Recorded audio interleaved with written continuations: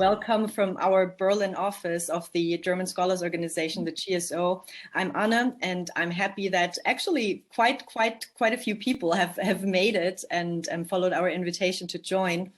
And I myself, roughly 8 years ago already, holy cow, I transitioned from being a postdoc to a career in the nonprofit sector.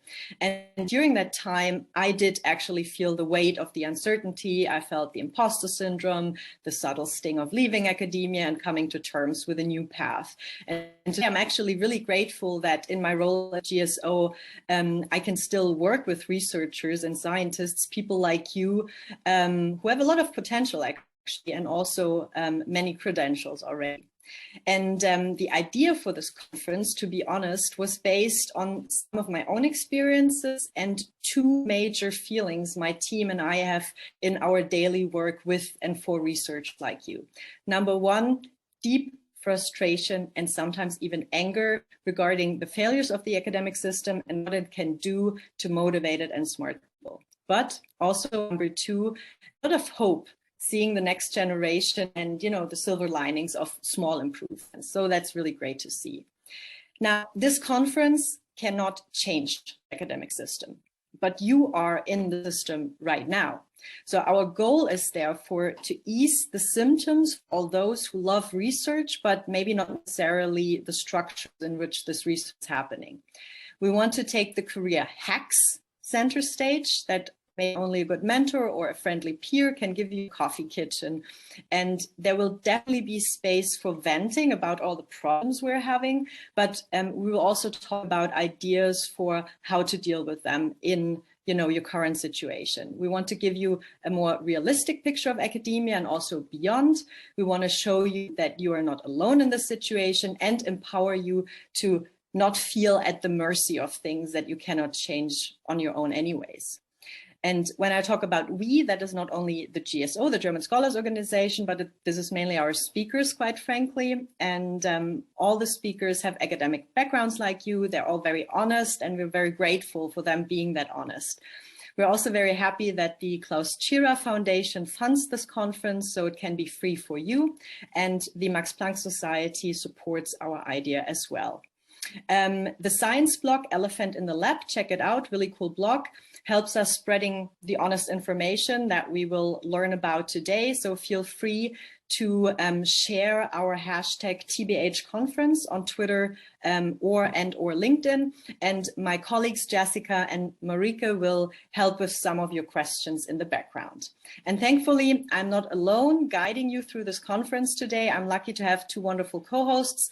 You've already seen them, Elena and Martin, who are responsible for you not sitting through yet another panel discussion, but something a little different.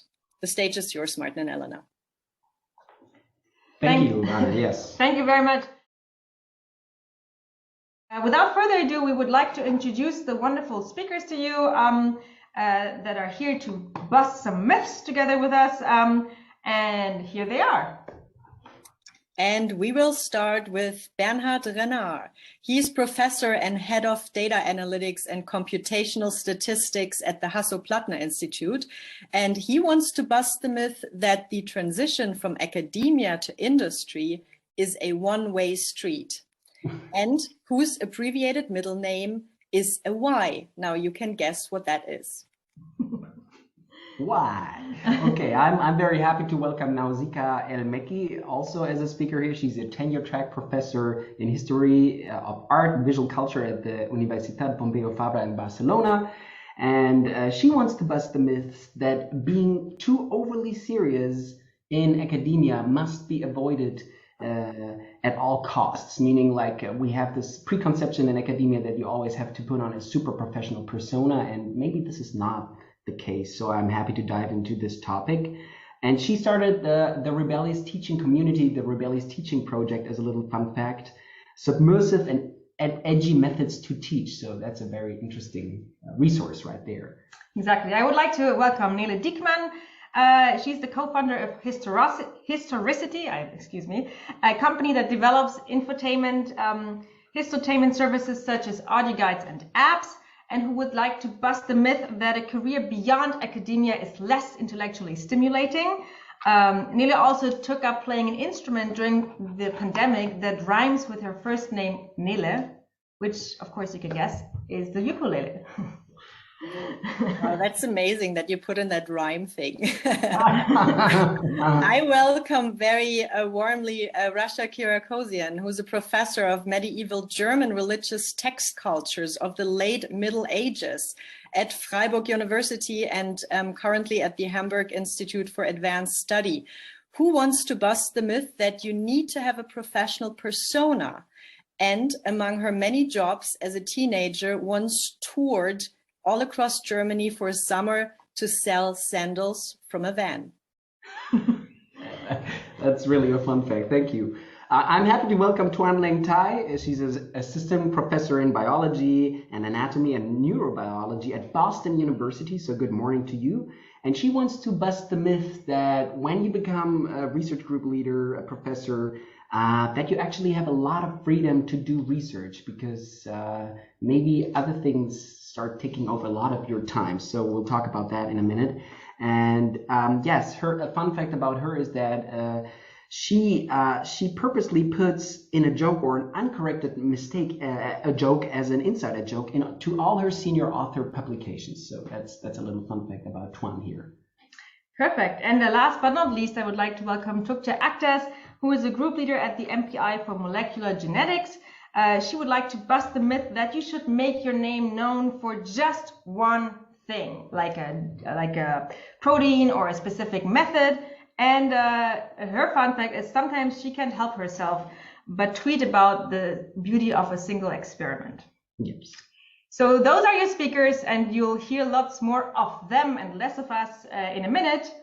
And to do so, and for you to get to know them a little better than just these quick and short introductions, we will play a quick round of something called Turn On Your Video. Martin's going to explain how that works. That's right. Before I'll do so, quickly answering the question that popped up in the chat from Nazanin. There will be wrap-up sessions of the little sessions happening concurrently, and so we encourage you to attend those. Then you will get an overview of what happened in each session. Okay, turn on your video. I'm going to ask now all the speakers to briefly turn off their videos. And then Elena, Anna, and I, we have prepared a couple of statements. We're going to turn off our video as well. In a second, yes. In a second. And we're going to read out these statements. And when these statements are true for the speakers, they turn on the video. So not necessarily all the speakers have to turn on their videos, only if the statement is true for them, right? Exactly. And so Elena is going to start us off with a statement. Yes, perfect. Please turn on your video if you always knew you wanted to become a researcher.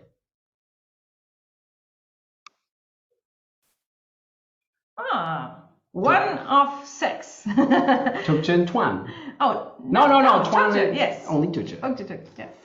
Perfect. Please turn on your video if you planned your career from A to Z. Tukce and Nausicaa and Anna as well. Wow. Yeah, that's interesting. I didn't plan my career from A to C, but I would like to ask a little question. So how do you do that in such an environment like academia where you're like, oh my God, what's happening? So how did you plan your career, Tukce? Or what were like essential things that you think, okay, this is important also maybe for people to know that this is what you can plan? I mean, for me, also starting from the answer to the first question, right? I always knew I wanted to be a researcher because I was very fascinated the first moment I learned basics of biology, and my mind was blown. So I thought I have to work on this for the rest of my life. And having such a clear goal and the deep motivation to continue until the rest of my life, I took several advices from people who are researchers at very early age, such as a high school student, went to the university and knocked on the doors of laboratories and bugged them a lot actually to find out what they are doing.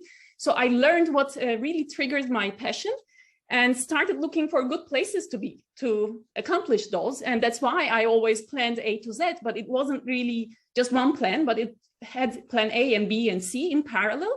But I had plans to follow. Very good. That is very good. So following your passion and also talking to people and being proactive, right? And I think you're also a first generation academic. I think that's also important to know. You didn't have like a great network in your background who basically, you know, helped you into certain, you know, yes, areas. exactly. And that's why I knew I had to be proactive and get to learn those things for myself, because there is no one holding my hand and taking me to their professor friends. Very good, thank you. So also dare to be proactive. I think that's a good advice here. And Nausicaa, how did you plan your career so far? I do really cheesy, scary things like getting my bullet journal and making templates for goal setting and what is your mission and what are your ambitions and what are your building blocks, all this stuff that you can find online. And then I spent way too much time trying to design and fail to have nice headers with leaves and stuff. It's very soothing, but yeah, it's always very terrifying to set goals, but I sort of encourage myself to think really big and to even write things that are completely mutually exclusive, such as I want to travel the world, I only want to work 2 hours a day, you know, like basically thinking beyond any sort of logistical constraints. And very often when you don't think without any constraints, it might surprise you what kind of possibilities you see. I think very important point here is that for all of you, like think about what you want and what you actually want to do. Okay, let's continue. Yes, let's continue because we got a couple more statements here. Please, all the speakers, turn on your camera if you have thought about leaving academia, or maybe at some point of your career already left it for some time. Oh wow, interesting. How is life on the other side, or is? And what made you consider this option? Maybe Nele will go first. Yes. Hi everyone. Yeah, I can only recommend the life on the other side. I quite enjoy being out of academia, but I already knew I wouldn't pursue that during my PhD. So maybe that's an exception. I just wanted to do the PhD for myself, to prove to myself that I could do it maybe. So I always knew I wanted to leave afterwards. So yeah. Thanks for sharing. Thank you. How about you, Rasha? To begin with, academia was my plan B during my studies, and then during my PhD it became plan A, and then I had plan B, C, D being becoming a florist. And so each plan was a step further removed from academia, and it was quite good to have an exit strategy. And I sometimes don't tell anyone, except if this is recorded, toy with the idea of putting down a new exit strategy. Very nice, very nice. And what about you, Tuanling?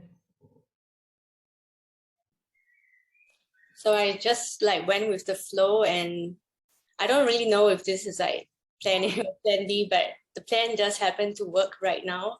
And I think it's really motivating for me to be with the students. And again, like there's a lot of other things we will discuss. I kind of feel like I have to like all of them to stay in this plan. So let's see how it goes. And maybe last in this round, and we move on, there will always be an option for everyone to share. Bernhard, because you also talked about that in your myth.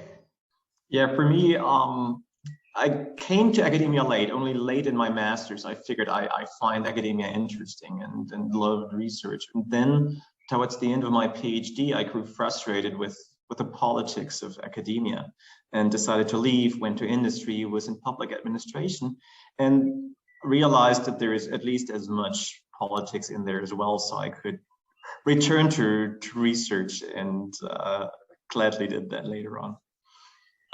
Perfect. Thank you all very much. Please turn off your videos, and we will just leave ours on as we make the statements. Please turn on your video if you feel like your work or research sometimes takes over your life.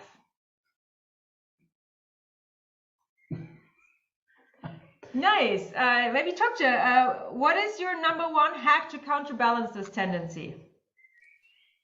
For me, the only time I don't think anything related to work is when I'm painting. So that's my other passion.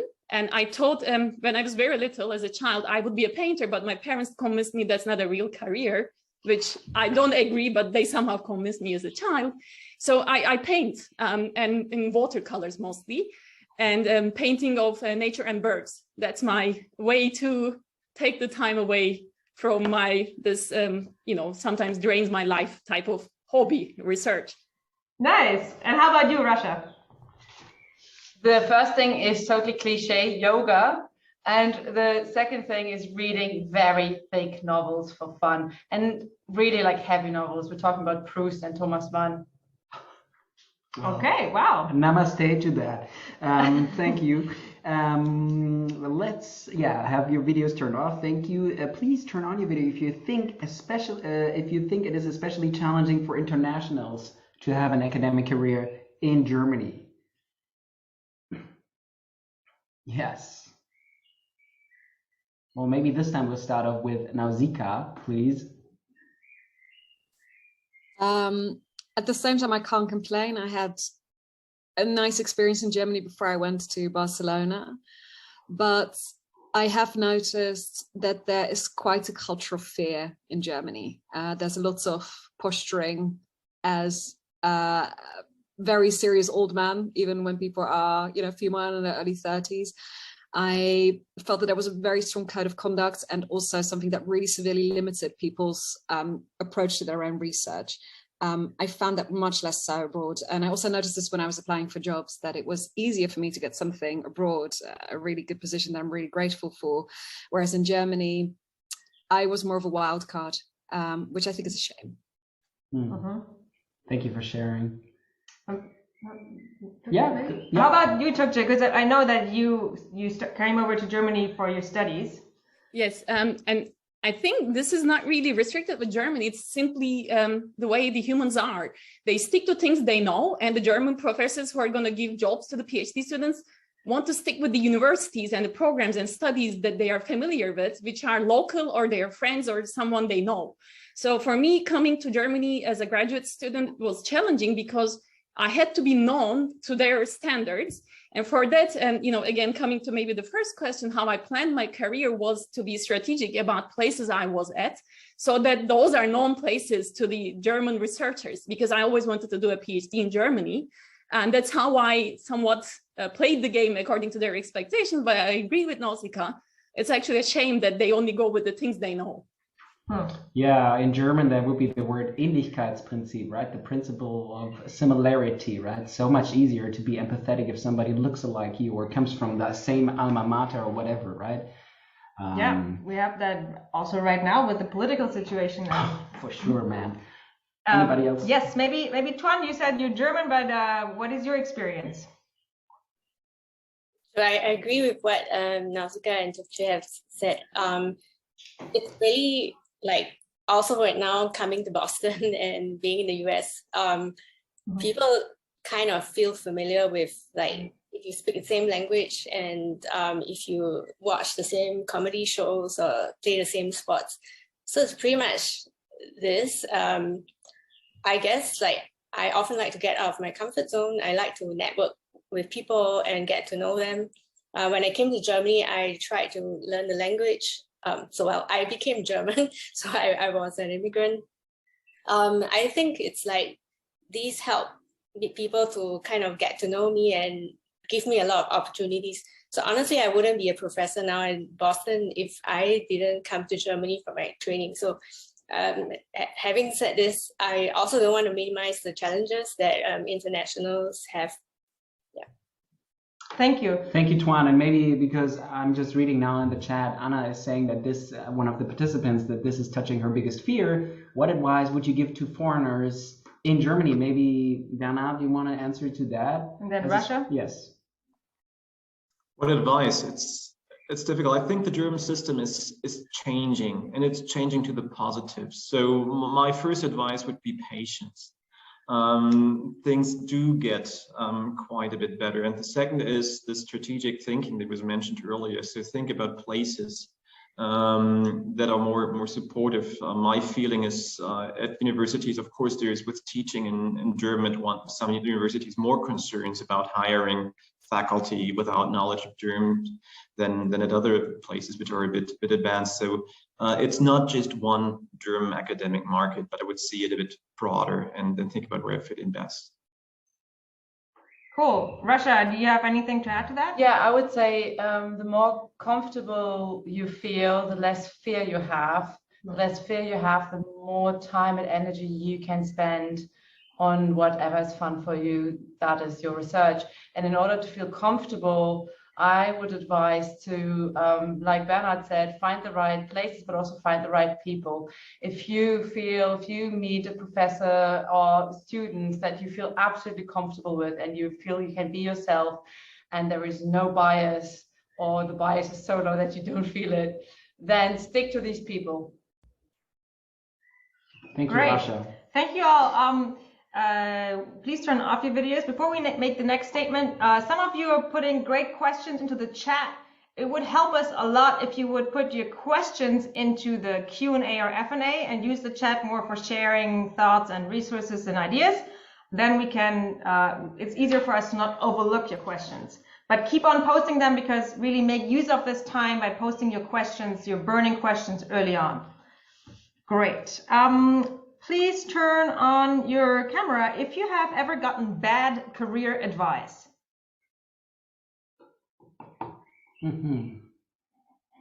Rasha, you were first. What was the bad career advice and what did you do with it? So before I applied to Harvard, someone said to me that it would be an emotional, what do you say, waste of emotional energy. I was successful. Then someone else, before I applied for the chair that I'm currently holding, advised me not to do because it would be embarrassing. And I did and got the job. And actually, already for my PhD, oh my goodness, now that I think about it, my advisor back then said to me, that's not for you. You will never get this. You're not ready. And I got the post at all these stages. Kudos to your perseverance and to really just like going with your guts or whatever, with keeping the course and not letting these advisors, if you even can call them that, interfere with your vision or believe in yourself and don't listen just to one person. Yeah, I think a friend of us once said, like, feedback is great, but it's up to you which feedback you actually want to take. Like, listen for it and then decide whether you want to take it on. Maybe Bernhard and then Nausicaa? Would have said exactly the same as Rasha, so nothing new from my side. Listen carefully where the advice is coming from.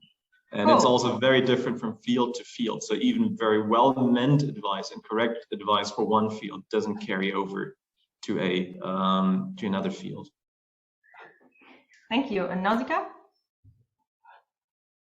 The advice that I got repeatedly was stick to all the rules. And if you want to make any changes, so if you know and do anything experimental, anything out of the box, do it very, very, very slowly, do it surreptitiously, wait, and keep your head down.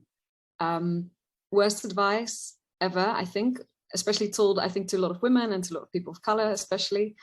And something that is, in my experience, personally, not true. Thank you. So once again, like, listen carefully which advice to actually take on. And what I hear also, Nausicaa, maybe you want to comment on that, is also that sometimes it actually does help to, like, not slowly adapt, but maybe rather break the rules. Is that correct?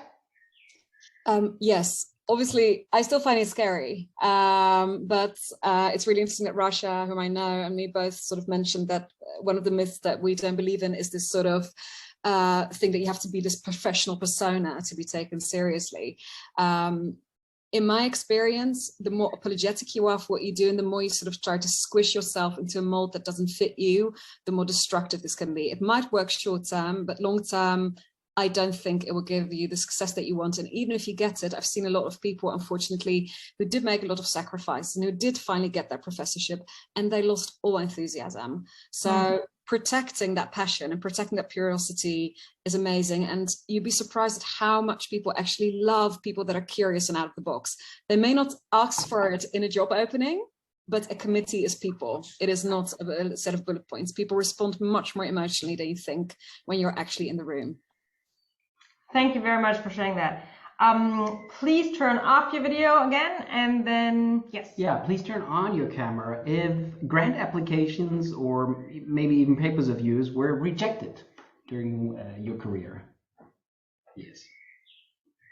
Oh, almost everybody. Everybody. Here we go. Wow. I mean, who would have thought, right?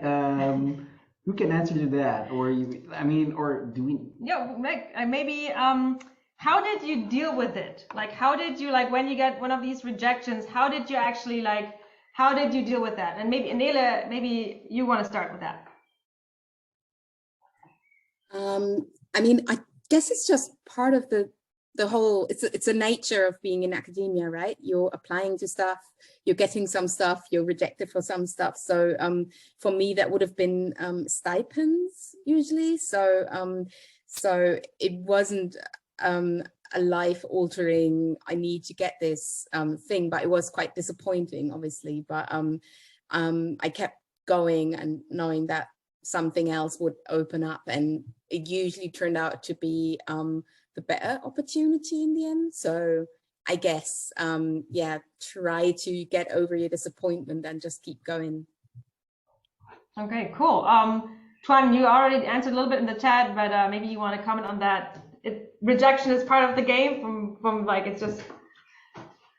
Well, it's like getting better at doing what you do, right? You receive the comments, the rejections from people, and then you work on it and you resubmit and keep going. That's the way it is. So I think if people cannot accept that being in academia comes with rejections, this is probably not a good choice. You can pretty much think it's the same, like whether you're a PhD student or Nobel Prize winner, your rate of getting rejected is the same. Mm-hmm. Yeah, I think there's even research on it that, sorry, who wants to say something? It was told to me by a Nobel Prize winner, so yeah.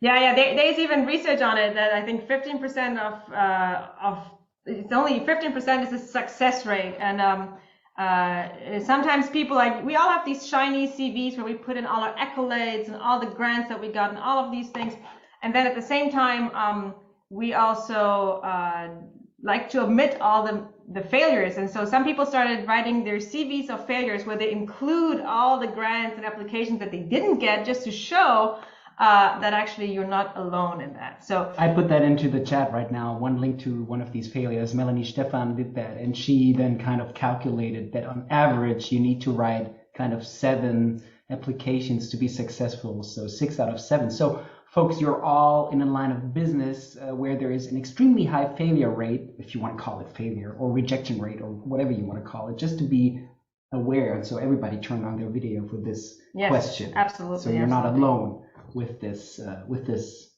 thing. Yeah, and maybe we have one last question for this round. So please turn on your cameras again.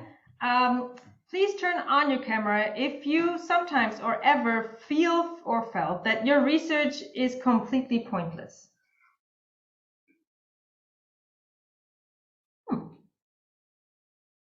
Nausicaa.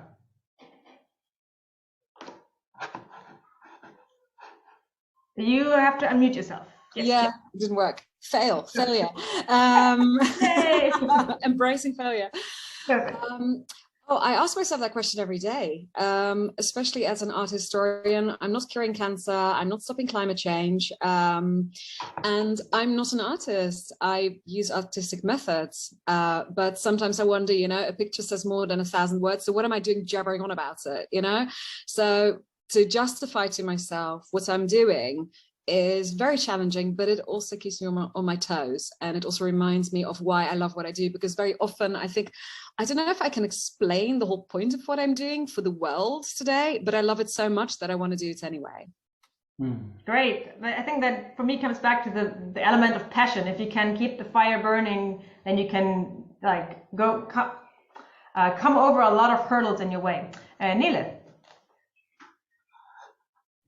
Yeah, it might be have something to do with humanities, because I mean, I don't know whether it's been mentioned, but I'm an Assyriologist, so I deal with ancient languages. I dealt with ancient languages, so I did love it, but it sometimes felt like something very arcane, and that only a very small group of people worldwide cared about.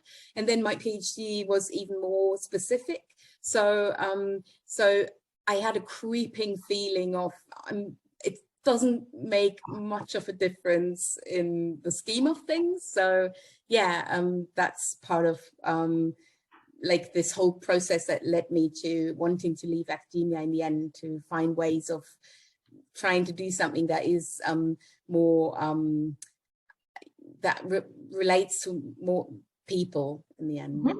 Yeah. Nice, thank you both for sharing. Thank you, Neela. Everybody, please turn on your videos again. Come back so we can see all your beautiful faces. This was just a little opener to set the stage for more radical, honest conversations, and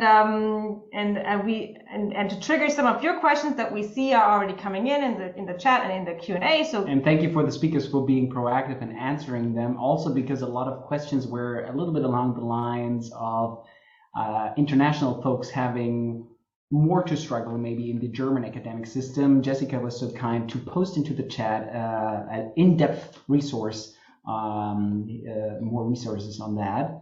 So you see you're not alone with that, and you might find a community to exchange that a little bit. Now we'll move on. You want to say something to that? Yes, I actually wanted to post that. In the preparation for this panel, I also read a great quote by David Macmillan, who is the Nobel laureate prize recipient in chemistry of last year, I believe, 2021. He's a very approachable, very fun guy. And because some of you of the speakers also said that advice very often is very subjective, right? Also, when it comes to peer reviewing something very subjective, right? Even though we're all hardcore scientists, right? And we do everything rational. No, we're not. So he says he thinks the advice thing is kind of fine, but he's not quite convinced that it is the smartest thing in the world. I think everyone has to kind of do it their own way. I'm not sure that it's so good for any of us to say, do this or do that. I mean, we all did this by just following our own path. There's no one way. So normalization is good, no pontification, right? Not pontificating. So just, we're trying to get as much out of the speakers here as we can. And then again, it is up to you what you make out of it and how you forge a path forward. But using the myths that the speakers had all brought to this discussion, yes, maybe we can go and look a little bit closer at those ones. Yeah, let's do that. And we already talked about some myths, so I'm gonna cut that short. And I would really like to start with Tuan and your myth, because you were saying staying on in academia as a PI equates having the freedom to do research. And it's often the case, when you're a PhD or a postdoc, you want to become a PI, you want to become a professor, and then what happens then? Then often maybe your expectations are not being met. So what do you mean you don't have more freedom to do research? What is your reality, and what kind of advice can you draw from this? Right, so I've been a group leader for about 3 years now, and also before this I was on an independent stipend as a postdoc, so I had to organize a lot of things on my own. It's a little bit like being a mini group leader. And when you are only working with yourself for yourself and with maybe one other person supporting you, it is quite easy to manage, and you yell at yourself and so on. And also, if you reflect on how you are right now with your mentor, PI, or supervisor, it's a little bit like you are only seeing your own world. But now, as a group leader, I have to really take into account what my undergrad is struggling with, time management wise. My PhD students, they didn't have a lot of lab time during the pandemic and during the lockdown, and now coming back to the lab, we are neuroscientists.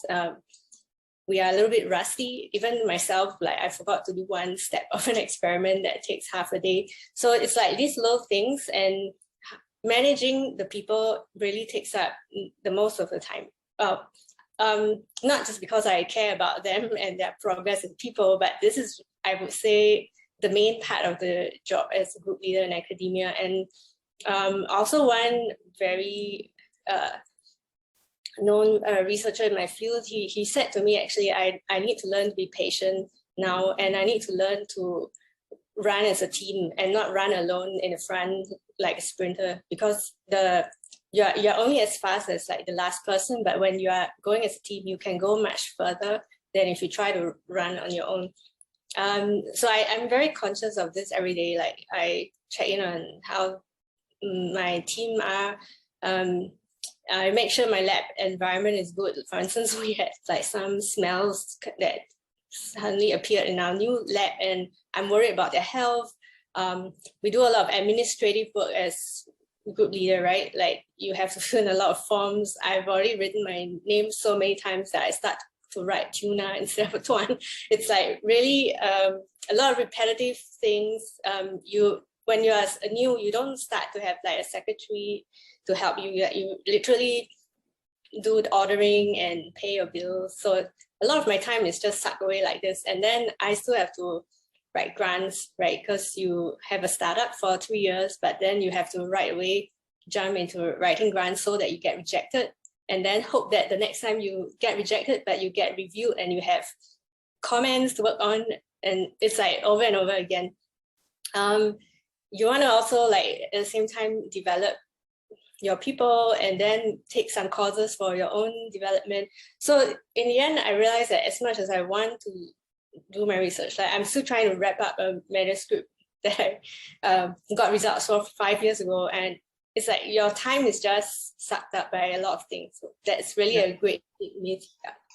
Yeah, also Tuan has a great resource that maybe Jessica can post in the chat in the career resources. She did really good sort of expectation sheet, what to expect when to work in her lab and what responsibilities are. So this is really great and helpful. So all of you, the others, administration is often a point that we hear that is a pain point, I would say, when you're a researcher. What are some tricks from you to deal with admin when it doesn't work the way you want it? Is there anyone who has like a good hack on dealing with admin? So sure. I've learned to just like let things slide. So if something is not going to be life and death for anyone in your team, just let it slide. And also you will maybe feel sometimes with your own PI like, oh, why is like my paper or my thesis not so important for my PI and so on, because they just have so much to deal with. And it's like they are one person and then you are also one person, but they are seeing like the whole team and you see like your own stuff. So it's okay. Yeah, okay. And Tukche, what is your advice? My advice is in generally, when you are dealing with these administrative tasks, oftentimes you hear from the personnel department, these things cannot be done, which essentially means it is difficult to do it. It doesn't mean it cannot be done. So I try to approach them and ask the reasons why it cannot be done. And as I talk with them, I find out there are always ways to get things done. And so my solution to all this administrative burden and sometimes a blockage even is to go and find out the ways that it can be done. It's the communication. Okay, communicate. Very good.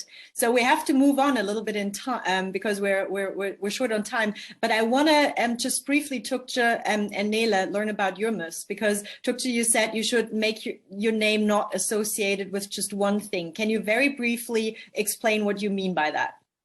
So I was actually around the stage, I was becoming a group leader, talking with junior group leaders to find out, what is to be expected.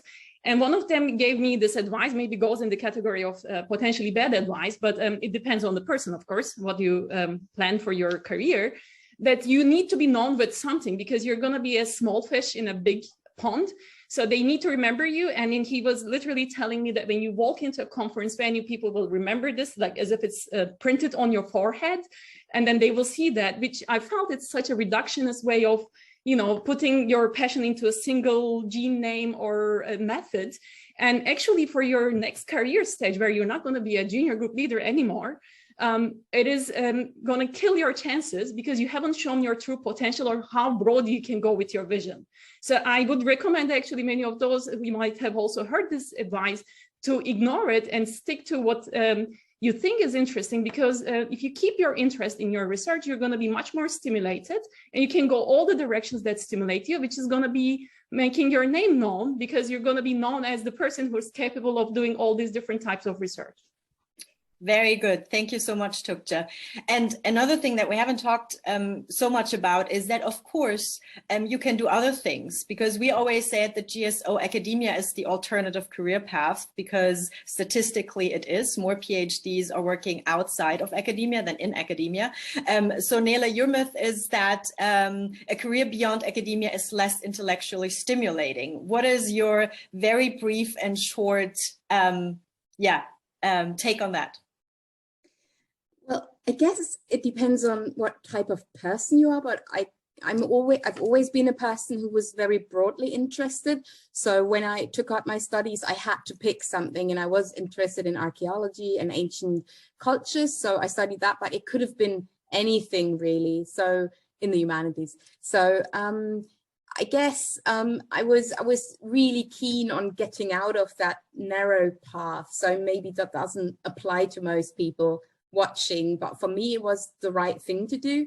And so, but I went to after my PhD, I very briefly thought I should really get a no-nonsense job and get a paycheck, and I went into publishing and did very, very boring menial work, filled in Excel sheets all day, and that was horrible. So that was kind of what gave me, I guess, the strength to just jump into something unknown and be self-employed. And now, to go back to the question, now I'm doing something that I find intellectually stimulating, because I'm doing projects all over Germany with museums, with cities, with towns, and I'm tapping into other talents that don't have to do with research as much, but more with creative writing. But I find it very stimulating and satisfying. So it's possible to tap into other talents you might have. And again, ask yourself what Nausicaa said, like ask yourself, what are you interested in? What are my goals? And then follow that, and not necessarily a position or something like that. And you can see that there's so many options. Probably you haven't thought about doing what you're doing right now when you started your PhD, I guess. No, I could never have planned what I'm doing now. Yeah. And Bernhard, so there are some options that you can transition between the sectors, because often people say, well, when you're out, you're out. It's hard to really come back. I think maybe in some discipline that's true, but for you, it was okay. For you, that worked out, that you could circle back. For me, it worked out fine, and I really encourage it.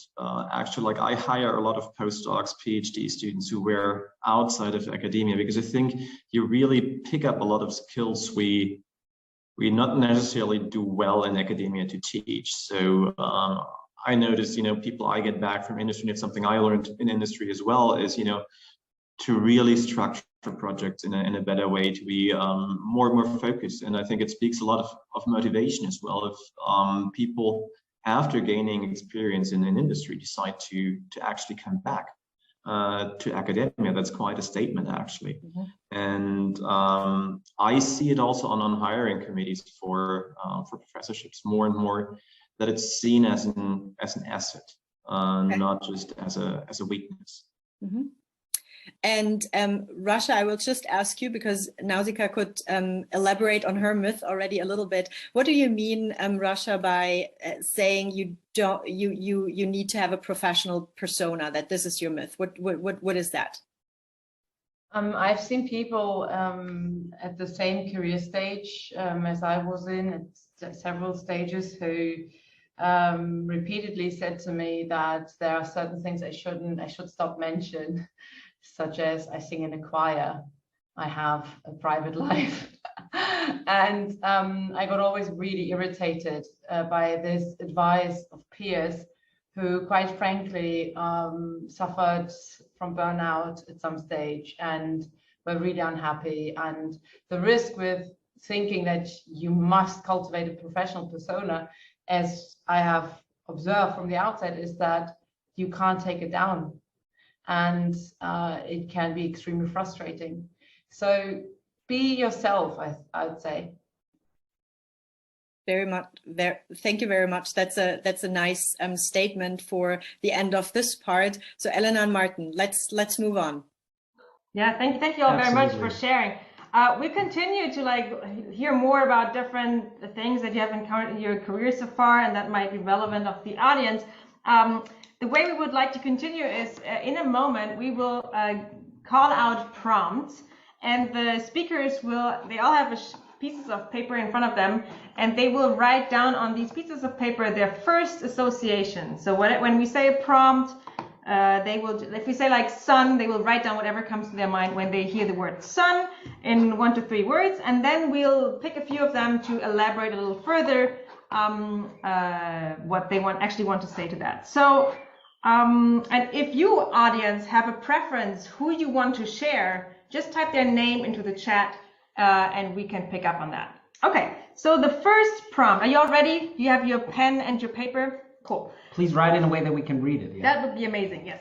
The first prompt is, what is your first association when you hear the words glass ceiling? Just write down what comes to your mind first. And then we count, and then once we count, we can all hold it at the same time into the camera. Okay, it's a little teaser. All right, to be honest, what comes to your mind when you hear glass ceiling? Show us your, I see, elevator, glass cube, person of color, woman. And Tukja and Bernard, you can just pop it in as soon as you're finished. Rasha, what do you want to, what do you associate with that? Quite often I hear that those who are excellent will have success. And that kind of statement annoys me and troubles me extremely, because it's out of question that people of color, and if you happen to be a woman of color, it's doubly so, have it harder, as we say in German. It's harder for them. And if they have already come to a certain point, that in itself is a marker of excellence. Mm-hmm. Thank you for sharing. I would really like to learn about what Nausicaa says about glass cube, because I think she has an idea what that actually means. I think we tend to think of a glass ceiling of advancing from the position you're in, but even coming into that position has often a lot of invisible barriers, and we also create a lot of barriers ourselves. You know, like I can't have kids until I have a postdoc position. Actually, I can't have kids until I'm 80. I shouldn't do this, I shouldn't do that, I should wait with all these things. So I think sometimes it's not just a matter of advancing, it's actually of being where you are that has a lot of invisible blockades. Thank you. Yeah, interesting. Great. Did we ever see Tukja and Bernard's little text? They exist and strength. Okay, good. I would like to know, Tukja, what you want. Why do you wrote strength?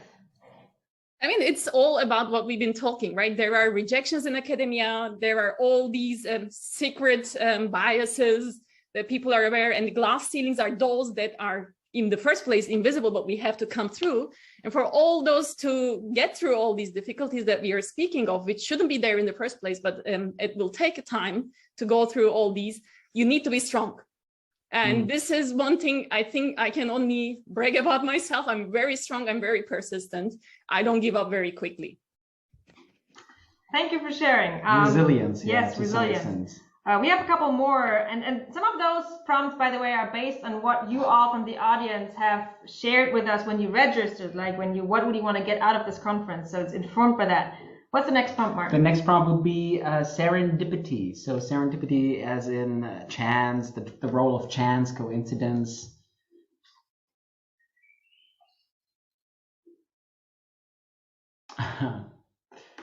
Just hold it up when you're done. Your first association. Joy, grab it.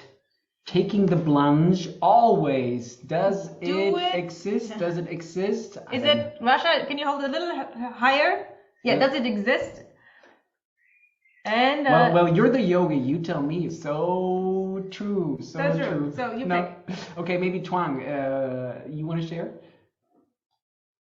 You put it out, right? Yeah, always just grab the chance, and you can make it good. It doesn't like. I think it's like, don't get second guess yourself. Yeah, even just like I need to do this. I grabbed it, and now I got to know like a couple more people. So every time it's always a good thing. I tell myself this: every chance is a good chance, and grab it. In what way would you say? Would you even go maybe a little step further? Grabbing it, could you also set yourself up for, I don't know, serendipitous moments, like that you're more aware or more open, or that you can create these opportunities? Yeah, so this will be like what Tschira has said the whole time, which is to be proactive. But sometimes I think things just happen, like people you meet at conferences, or even I like to tell the story of a person I met at a bus stop at a conference many years ago, and turns out now she's a professor in Paris, and we occasionally like chat with each other, and I refer like my students from France to her and so on. So it's like serendipity, and it's great. Like we are actually friends now. Yeah, so I think it's not like you are purposefully looking for something to advance your career, but like be a normal person. Thank you. Thank you. And now, Zika, I saw you put in the book Serendipity Mindset, which made me laugh because you started reading it, and then at some point you were only concurred. It becomes a little, yes. Anyways, it's a good idea, but let's. I would love to hear from Nele and then from Bernhard before we move on to the next. Taking the plunge. It goes along the lines. Would you concur with what Twan said, or do you have anything to add? Yeah, pretty much. I think life comes down to a mix of making plans and also seizing opportunities and happening upon things, and it's all in there, and you just need to be courageous sometimes and take the plunge. It's basically what I learned, and it might be scary, but it could lead to the best things you'll ever encounter in your life. So yeah. So celebrating risk, maybe, yeah. Just and one, I'm curious, because of Rasha, your first association was, does it exist, serendipity? So what do you? I'm still curious. What do you mean by that? That is actually quite a Buddhist thought. I think that everything is somehow connected, and even though you may think this is accidental, somehow something has led to this, and maybe be it that you are excellent. You know, but there is a reason for why things happen. It's karma. I think it's karma. Yes, probably, maybe. Yes. Whatever you call it. Thank you. Next prompt, and we'll see that every one of you gets chances to share. The next prompt is, what comes to your mind when you hear the words German academic system? It's a good nonverbal. It's going to be interesting. Yes. The nonverbal reactions are already great, folks. And once again, for the audience, right? If you want to... Antiquated. If you want to have someone share... Stiffness and rigidity. Very good.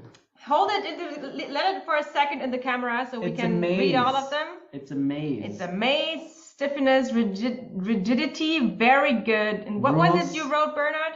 Antiquated. Antiquated. Is it antiquated? Yeah, it's changing. I should be a bit more positive. It used to be extremely antiquated, I think, and it lacked dynamics. And if you look at systems, particularly the Anglo-American world, it's just moving a lot faster. You have fewer hierarchies to overcome. Ideas travel faster, at least in well-run institutions. And you have less of the argument that we always did it like that. And that is like a sentence I heard way too often, particularly in dealing with administrations, that change in principle was possible, but in practice impossible. And that's something which is evolving. I think the image is even worse of the German academic system than reality.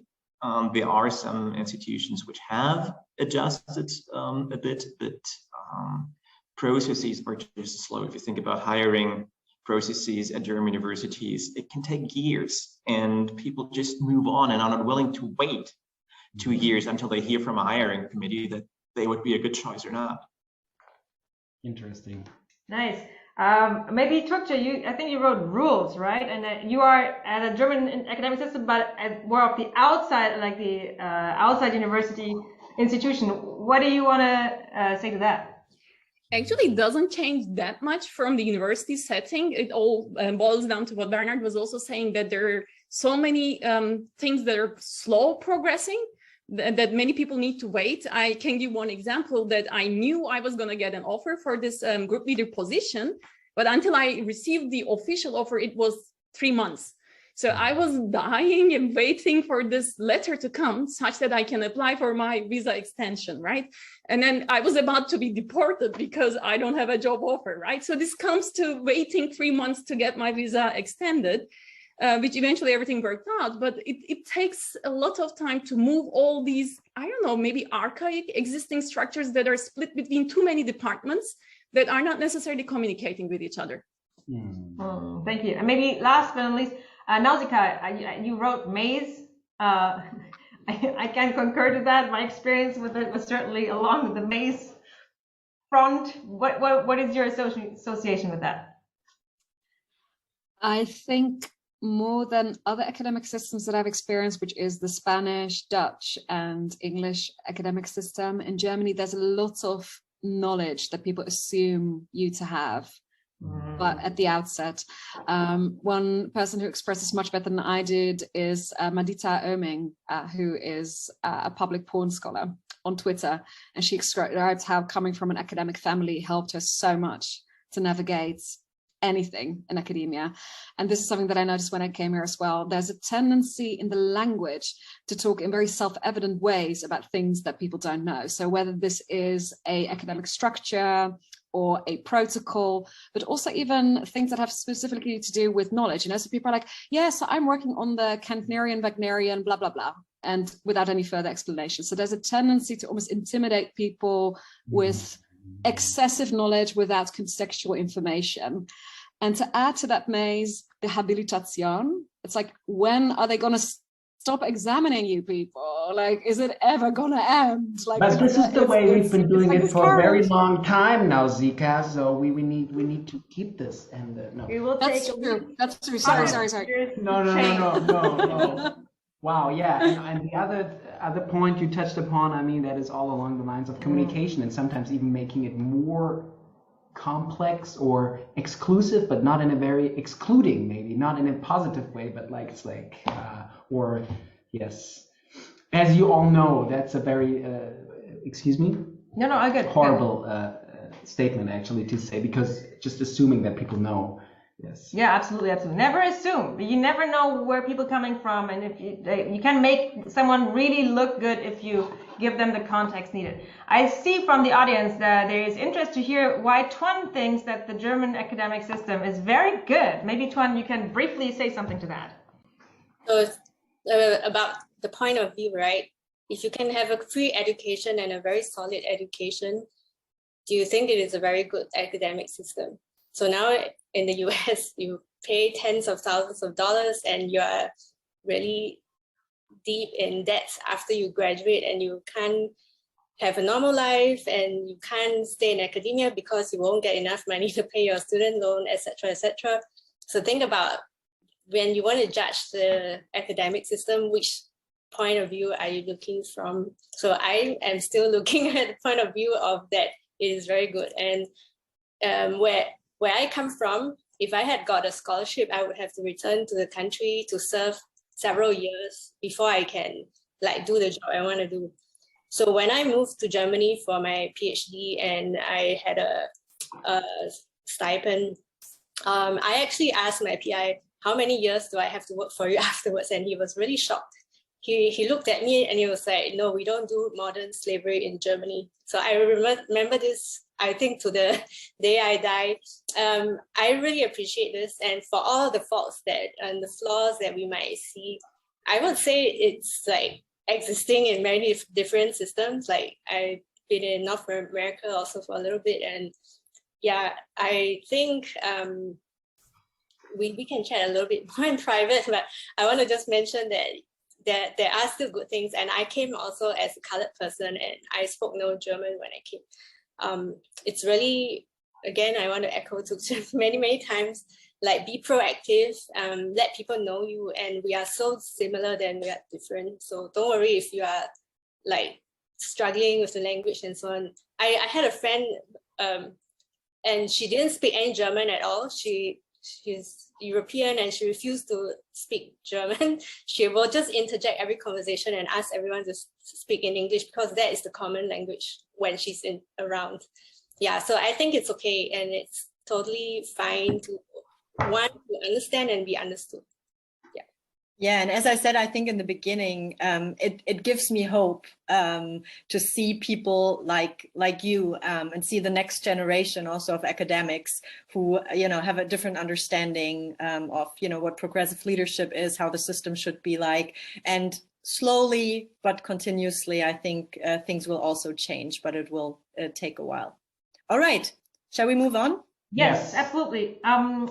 The next prompt will be the following. What is your first association when you hear the word family?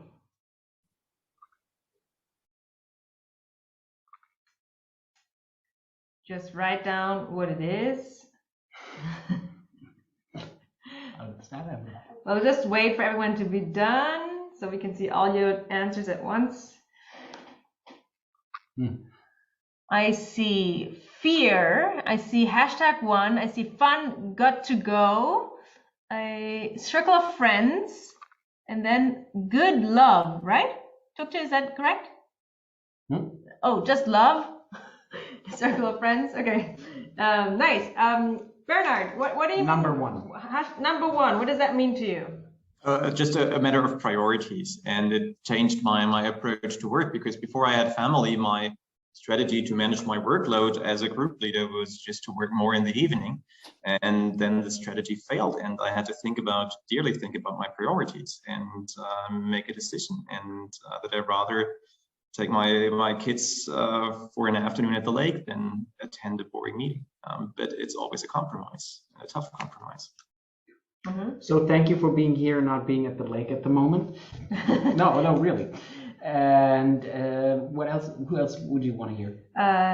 It's hard to keep all the associations in mind. Can you hold them up again for a second? Or Anna, did you have someone you wanted to hear from?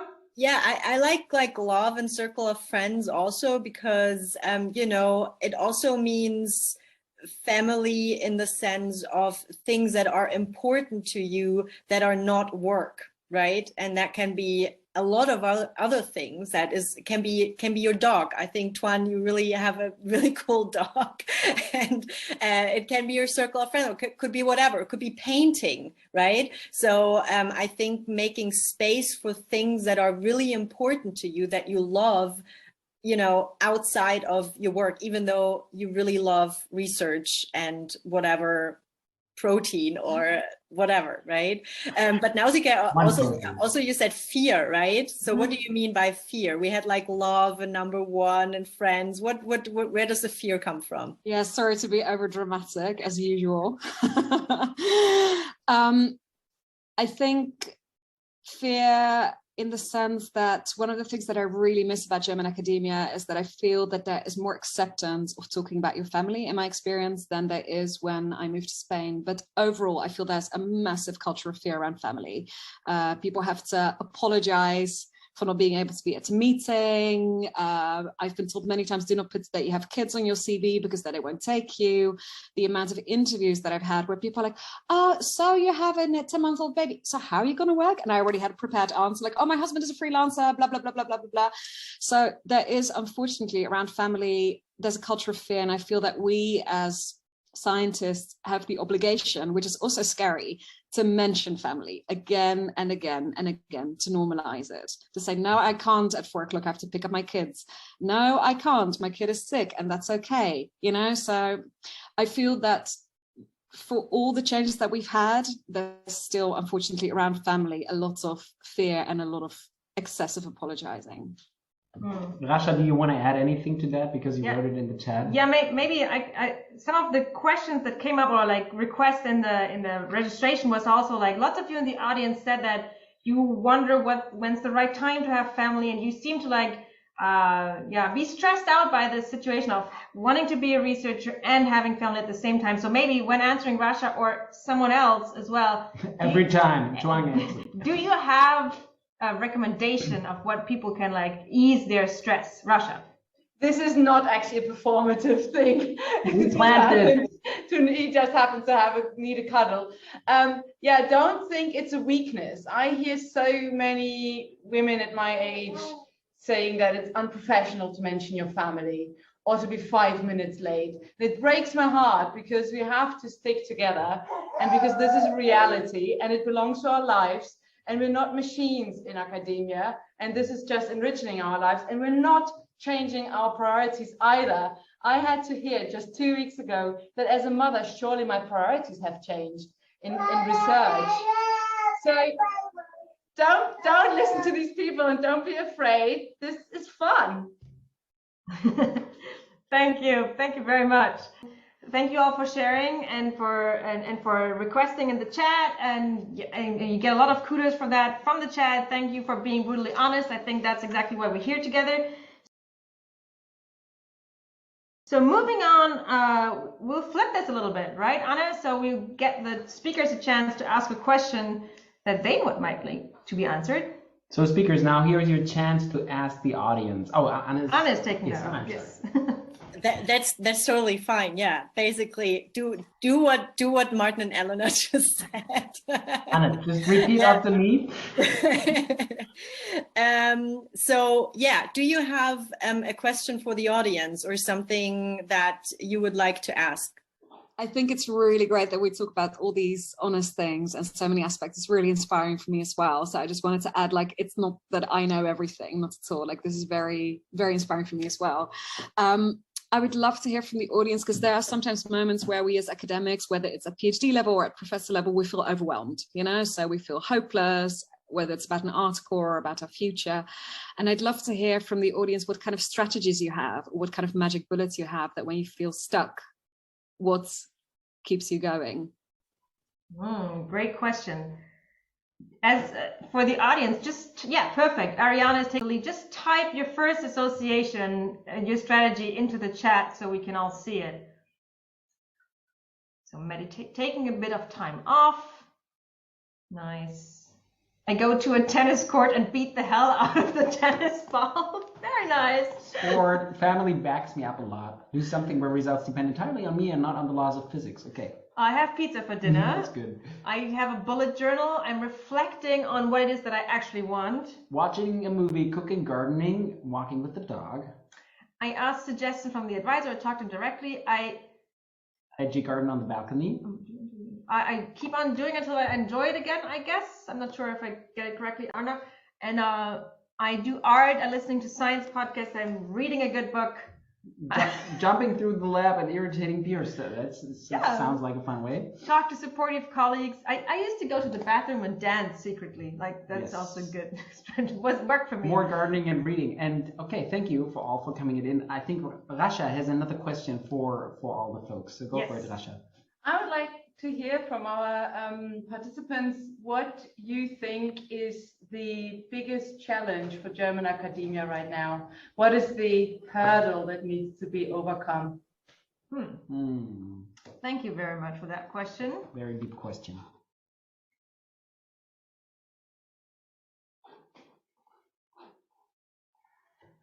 This is not a test. I'm genuinely. No, it always takes time. a moment for people to put it into words. Egos from the established professors. The German language. More openness and agility. Academic age restrictions for grants and positions. Yeah. More and longer job security. That's probably along the lines of Ich bin Hanna, and there was also a question in the Q&A slot. Better salary for PhDs. Gender equality and solving problems with permanent positions. Breaking into the old boys club. Yeah. Bureaucracy. Yes. Creating regular scientist jobs. Rigidity. Well, the chat's exploding. Needs to make way for flexibility. Male-dominant bureaucratic structures. Family unification, visa application to go faster. Yes. politics, more permanent research, permanent positions, admin? No idea. Good for you. That's great. More permanent position. I mean, the German academic system is perfect because we've been doing it this way all the time. Yes, waiting for the traditionalists to retire. It goes well along these lines. And the habilitation. I'd love to do another habilitation, maybe. And job security long term. Bridging the postdoc W2 gap. Accessibility, inclusivity, right? Transparency on how it works, yes. Integration of opportunities with European neighbor systems. That would be great, right? Yes, absolutely. Tenure track, less competitive than industry offers. Wissenschaftszeitgesetz. Yes. Also, what's interesting, I have the poll open here that people use in VUVA, and it's really like uncertainty is a big challenge. Uncertainty, networking, motherhood, decisions, mentors. And as the audience, do you have, or maybe again for the speakers, yes, are there any other questions you have for the audience before we move on? Burning ones. Yes. Nothing. Everybody's happy. That's actually a good sign, and you also have the chance to talk in more depth in the following sessions with most of the speakers who are here now. Then I would like to move on to maybe the chat explosion or the speakers' messages. Yeah, unless there's any remaining questions from the audience we should talk upon. I think most of the questions that you posted have been answered in the Q&A. I see two there. Okay, I see you cannot save the chat. We can maybe fix that, Anna, in the back end. And it's a webinar, therefore not, but you will have the chance. We will make sure that you get the information. Perfect. Thank you. Wonderful. Jessica takes care of that. Then perfect. I think we move on to the last chapter of this session today, and that is we're coming slowly to an end of these 90 minutes that, for me at least, flew by. And that also thanks for the hacks. Perfect. The audience takes care of the problem. You can always find a way to do it if you're not allowed to. Break the rules, like Nausicaa says, right? You audience, and maybe even the speakers, if you want to participate as well. When you look back at these almost 90 seconds that we just shared with each other, what will you remember? Just take a second and type into the chat, what is the first thing that comes to your mind that you will remember from this time that we shared together? Yeah, I'd like to say, actually, it made me realize the honest speakers today are also, thankfully, very positive people. And I really hope majority of the honest speakers are this way, because, you know, the motivation killers, they pretend to be honest and they're so negative and spreading all this negative energy, and that helps no one or nothing. So I will remember from this day, this positive attitude that we had over this 90 minutes. Very nice. Bernhard. Well, yeah. Maybe I add to this, like when we started planning this, I remember we had discussions, you know, would there be enough people interested in this? Is it worth the effort? And I was just amazed by the number of people and this positive energy, also like not just from the speakers, but also from the audience joining here in and contributing and living for this dream of science and making it work, even a system which is fully suboptimal. Thank you. Nele, Tuan, or Nausicaa, would you like to share something here, or just unmute yourself? Nele. Yeah, I mean, I left academia 7 years ago, so I haven't dealt with many academics. So it's been really refreshing to see people so passionate about their research and yeah, just maybe frustrated at times, but also creative and hopeful and forging their own path. So that's really inspiring. So thanks to everyone for that. Thank you. People remember that it's unusually candid and real, and that it's okay to be known for more than one thing. The rebellious teaching, there's a whole own website for it. Maybe Nausicaa, you want to put it in the chat. Honesty, honest, supportive, trust in yourself. It is possible to come back to academia. I'll be back. Yes, we all have shared common fears and worries. And thank you for the compliment. Keep your passion alive. Again, rebellious teaching. Nausicaa wrote that we have so many issues in common. There's a lot of us don't struggle alone. Yes, get rid of that lone wolf approach, right? You don't need to reinvent the wheel in your secret little chamber, right? You can, talking to people helps. Absolutely. And we are all in this Wova platform. So now when you, like Marika shared the chat, maybe she'll do it again. Perfect. She'll do it again. So you can find out the people that you have things in common with on the platform and connect immediately. It's no big deal. Every chance is a good chance. Yes. Consider where feedback is coming from. Get feedback from more than one person. Absolutely. Carefully listen to others' advice. I never went ahead with the decision, but I do regret it sometimes. Yes. Others have the same problems, and we will encounter failure. Yes. More courage to be authentic. Yeah, get rid of that professional persona. Yes. You think you need to be. I think there's more and more. If we keep on reading everything, we'll never end the session. A lot of people remember the class cube. Yes. Don't be afraid to make goals for yourself.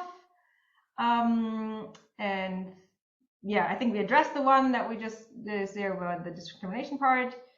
Thanks for the homepage. Then perfect. Be authentic. Be yourself. And someone asked, am I the only one reminded of yes, minister? Now I don't get that one. Maybe there's a comment to the other one.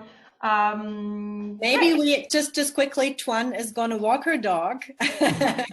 So, tight schedule. Thinking about priorities, but she will be back in the group leader session a little bit later on. And I think finishing off, we had a lot of good last messages. Is there anything that you, the speakers, would like to say to people as a last statement? And it can be an advice, or do you think, if you think that's we've already covered that. But if something comes to your mind that you say, well, this is something I really want to say and empower you, and that would be great if you have like a final message for the session. I have one that I learned from my father, and I always have this in the back of my mind. Usually people block themselves from approaching others and asking the questions. And when I did that as a little kid and went back home and I told my father, he was telling me always the same thing. Did you ask? And I was like, no, because I thought they would say no or it wouldn't work out. He was always telling me, you have to ask. So I should just tell our audience today that you have to talk and ask certain things before you make yourself believe it's impossible. So just go out and try and communicate with others. And you will be surprised how many ways there are to reach to those academic positions within Germany. Thank you. Very good advice. Anyone else? Everything is said. That is very nice. So I really like the part with the lucky coincidences. That's actually my favorite piece of advice, like setting yourself up for lucky coincidences. You can't plan everything, but you can set yourself up for certain lucky coincidences. Be open, think big. There are things that you can't even think about now that might happen to you or can happen when you're open to it. So I really like that one. All right, so we have 3 minutes left, perfect timing. So thank you very much, everyone who participated. Thank you, Martin, Elena, for guiding us through these 90 minutes. And thank you for your brutal honesty, dear speakers. That was wonderful. That was what we hoped for. And thank you for joining, and keep on being honest with each other, and try to make the system a bit better. And also, if you do something else, we're curious to see where that leads you. Martin and Elena, one final goodbye. Yes, all the best to you and your careers. Just go for it. Follow your dreams and don't lose your passion. All the best. All the best. Goodbye. Bye-bye.